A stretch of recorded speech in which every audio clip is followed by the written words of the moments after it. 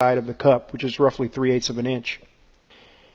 I'm using a turntable today for the video just because it's so much easier to film with the arc staying on the top and the camera can just stay in one position. Same exact technique though, you know, same, hold the torch the same and everything. You just have to figure out a few things if you're coming up from the bottom to the top. So we'll work on a video like that in the future, but this was a whole lot easier to film. Now let's pay attention to this. You can tell this is 303 stainless. 303 stainless has sulfur in it, which is great for machining, horrible for welding. And you can see the little sulfur pieces sort of precipitate out right at the top toe of the weld, right there. And that's kind of a telltale sign of when you've got a piece of 303 stainless steel. It also tend to want to be grainy and undercut there if you take the arc all the way up there. But I'm not really washing the arc up to the wall. I'm just wiggling it and letting the filler metal flow.